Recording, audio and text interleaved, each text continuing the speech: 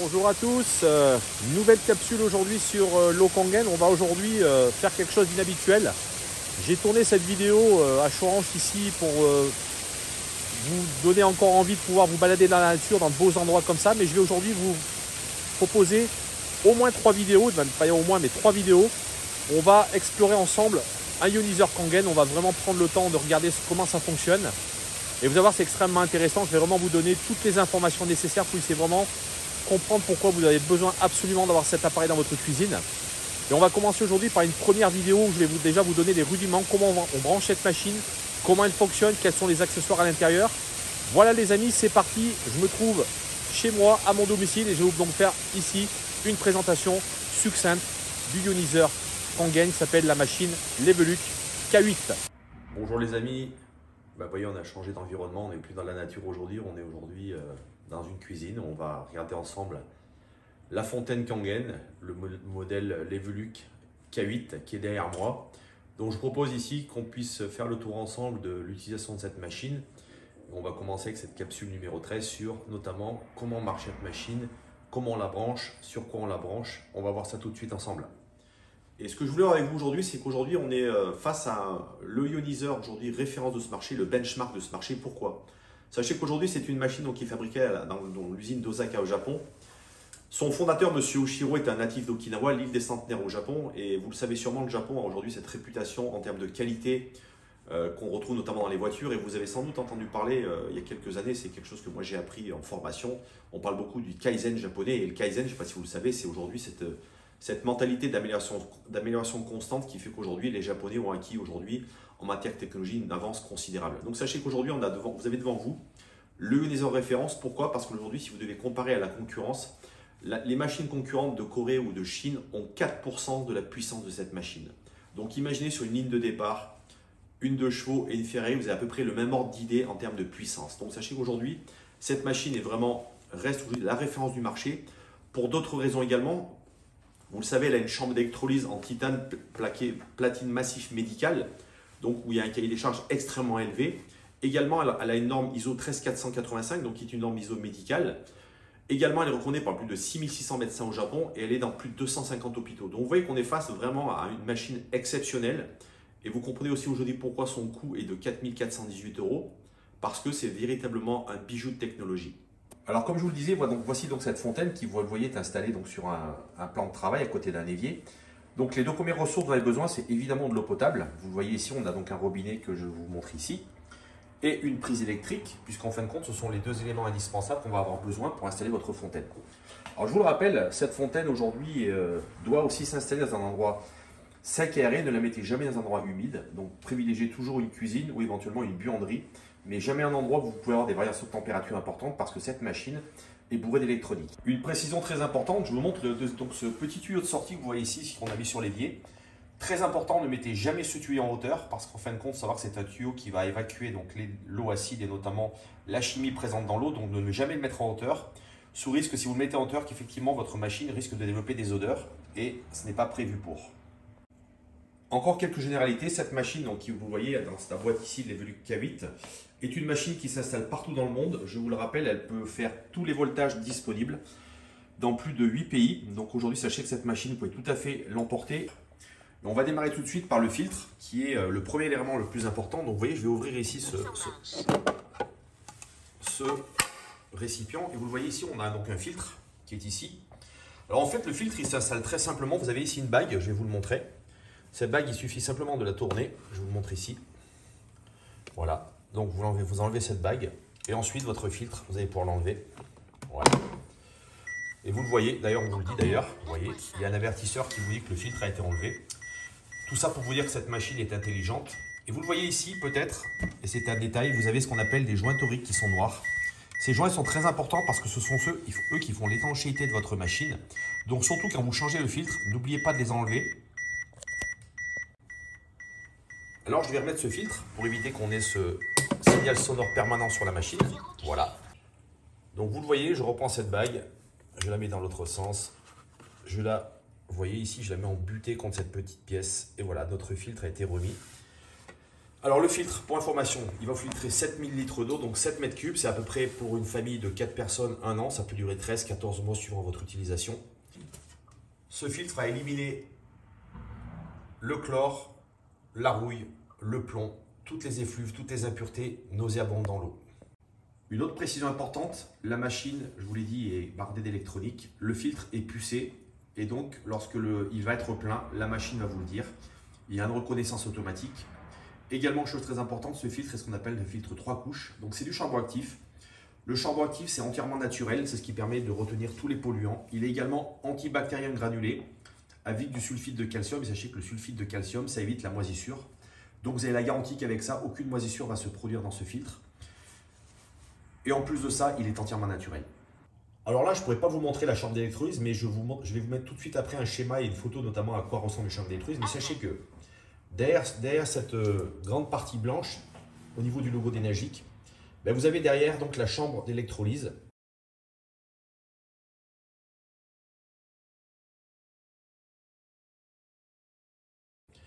Où on va passer une tension électrique de 230 watts. Et sachez que cette chambre est faite d'électrodes en titane qui sont trempées dans du platine massif médical.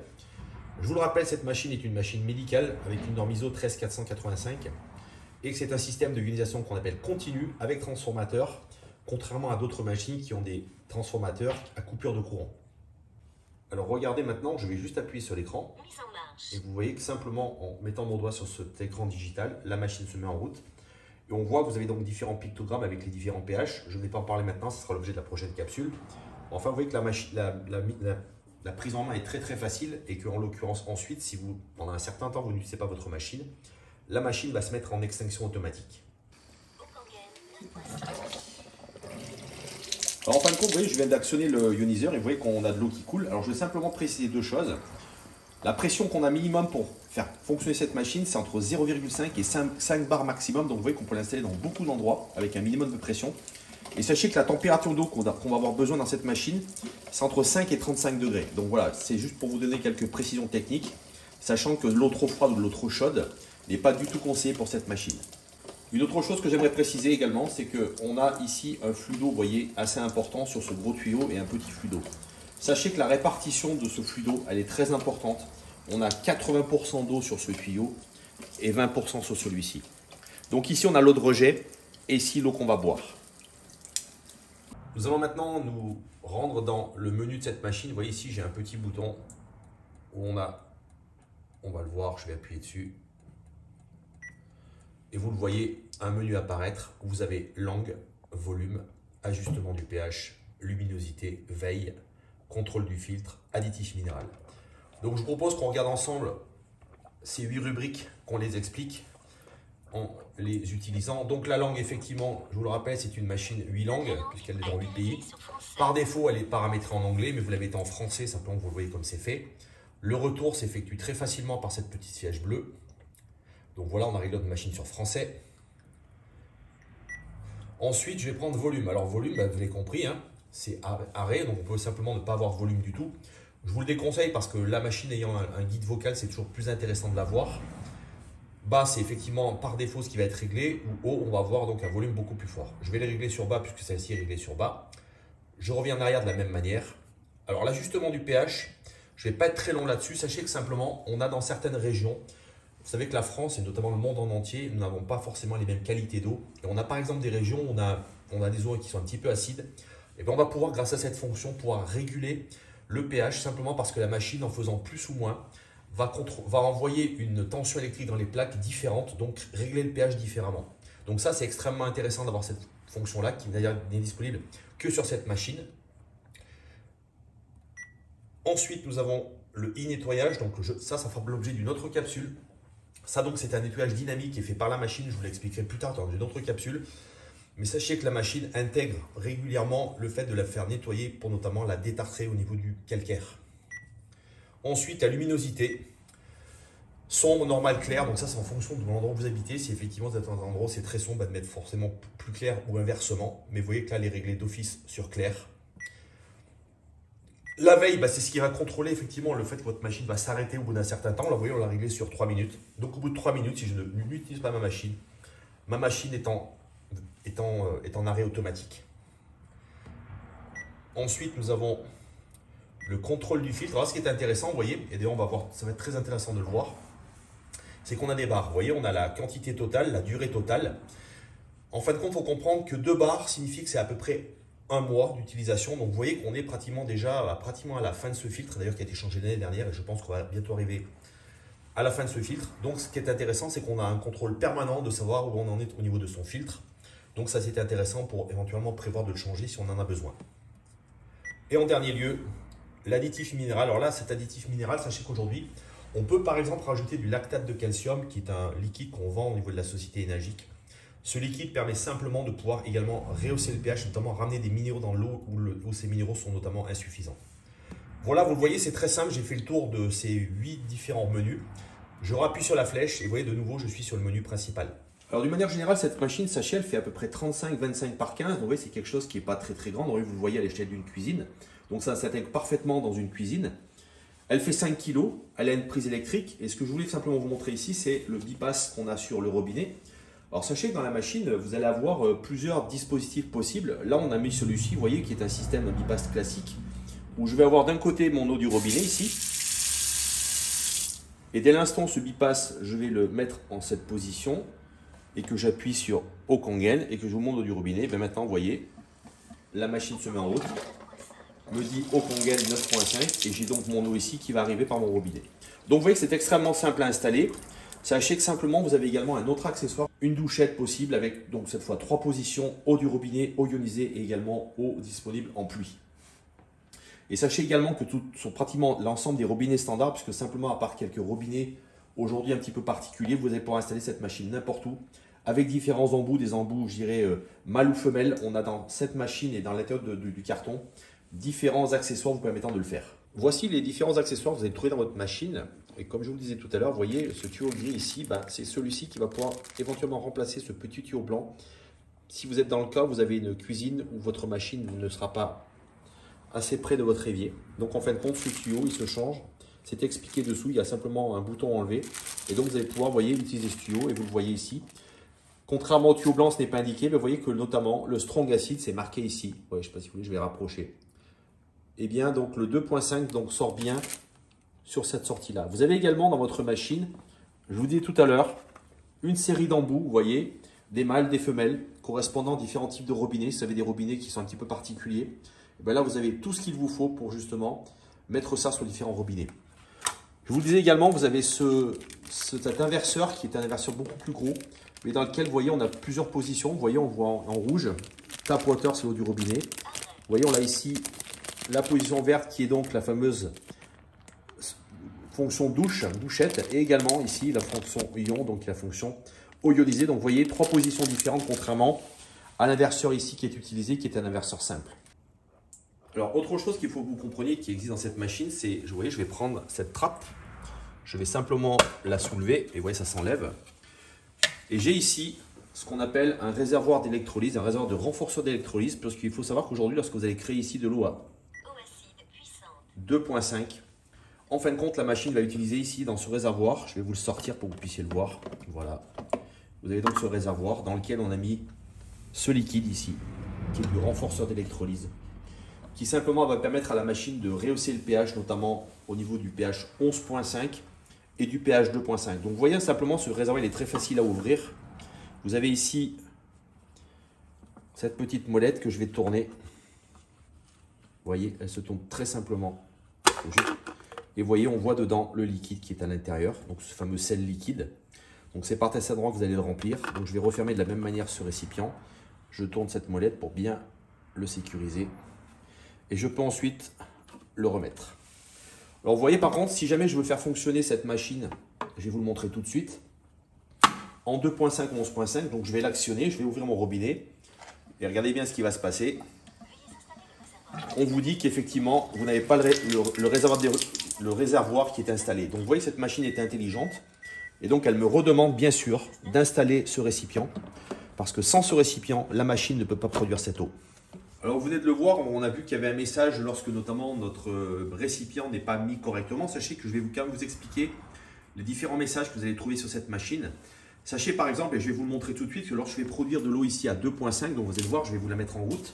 On va donc produire cette eau très acide et très alcaline.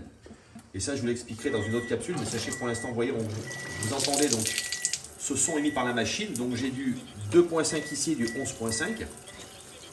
Et là, on me demande de réduire le débit. Je vous expliquerai après également que cette machine vous demande d'avoir un débit correct pour faire l'ionisation. Voilà.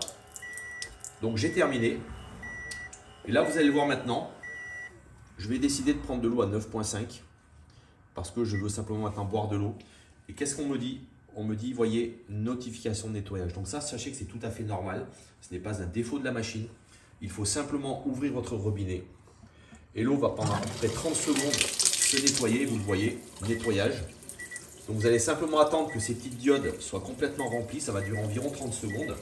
Ça, sachez que c'est extrêmement important. Pourquoi? Parce qu'on a eu de la solution saline qui est passée dans les différents tuyaux. Et donc cette machine a besoin d'être nettoyée. Donc vous allez voir, elle va faire les choses toute seule. Elle va se nettoyer. Vous voyez, on est pratiquement au bout. Vous voyez, le deuxième petit trait est en train de se remplir, le troisième aussi. Et là, vous voyez, dans quelques instants, on va de nouveau avoir notre eau à 9,5 disponible. Voilà, le dictionnaire terminé. Voilà, donc je voulais vous montrer que ces différents messages sont toujours très importants. Il peut également y en avoir un autre. Vous allez également avoir le changement du filtre qui va vous être précisé de la même manière sur cet écran. Donc quand ça sera le cas, il faudra le changer. Et sachez qu'il n'y a rien d'autre à faire que de le changer. La machine va le détecter automatiquement. On peut également avoir quelque chose d'intéressant. Il faut le savoir aujourd'hui, si vous prenez le temps d'aller sur Internet, sachez-le, il y a des copies des filtres de chez Energic. Et sachez que ces filtres ne fonctionnent pas. Donc si vous étiez en train d'installer un filtre qui n'est pas conforme, la machine vous signalerait erreur de filtre. On l'a vu tout à l'heure, si vous oubliez de mettre notre récipient ici de renforcer électrolyse, la machine va également vous le dire. Je vous parlais tout à l'heure de l'eau également. Sachez que si vous mettez de l'eau au-delà de 40 degrés, la machine va se mettre à sonner et vous dire que l'eau chaude, elle ne l'accepte pas, donc il faudra effectivement l'arrêter. Donc ça, sachez que c'est également quelque chose qui est tout à fait possible. Ce n'est pas une panne, simplement ça vous indique que simplement cette machine n'est pas du tout conçue pour recevoir de l'eau chaude. Et également, mais ça c'est quelque chose d'extrêmement rare, ça peut arriver dans des cas où il fait très chaud, ou si jamais vous mettez votre machine dans un environnement où il y a beaucoup de chaleur, il est possible qu'il y ait un message de surchauffe où on va vous dire erreur d'ionisation. Là, il faut simplement éteindre l'appareil pendant 30 minutes. Voilà, je pense qu'on a fait un tour assez complet de l'appareil. Donc vous le voyez, hein, on a toujours donc notre machine, on a notre écran, notre filtre, notre chambre de ionisation, notre renforceur d'électrolyse ici, nos différents flexibles, ce petit et ce grand. En peu, donc sachez que cette machine, on peut l'installer de différentes manières. Là, vous voyez, elle est installée, on va dire, d'une manière assez nomade, puisque donc lorsque j'enlève cette pièce, ce bypass s'enlève, j'enlève la prise, la machine, je l'emporte avec moi. Maintenant, et vous le voyez ici, on va faire l'installation très prochainement, on a un petit robinet. Donc il est tout à fait possible ici d'imaginer qu'on va faire enlever ce tuyau ici, le faire passer dessous l'écran de travail et donc d'avoir plus qu'un robinet dédié à cette machine. Donc sachez qu'il existe d'autres installations. Là par contre, c'est quelque chose qui va vous coûter de l'argent puisqu'aujourd'hui il faut faire ça par un plombier. On a des installations qui peuvent aller jusqu'à 300 ou 400 €. On peut carrément avoir plus tout flexible sur la machine, mais ça fera également l'objet d'une autre capsule que je vous montrerai comment on peut faire ça. Mais en tout cas, voilà, j'espère que cette capsule vous a été intéressante et que notamment vous avez vraiment compris comment on utilise cette machine. Alors sachez que cette machine est une machine vraiment très haut de gamme, vous l'avez compris. Et où j'aimerais insister également, c'est sur tous les systèmes de nettoyage piloté que fait cette machine. Quand je parle de nettoyage piloté, vous avez vu à certains moments, la machine va vous demander de faire une notice de nettoyage. Le fabricant Energic nous dit que cette machine est faite pour durer minimum 15 à 20 ans. Donc ça veut dire qu'aujourd'hui, le pilotage électronique de cette machine, notamment au niveau de nettoyage, est très important. Pourquoi? Parce que ce pilotage permet notamment de faire bouger dans la chambre d'électrolyse. Je vais vous montrer avec mes doigts.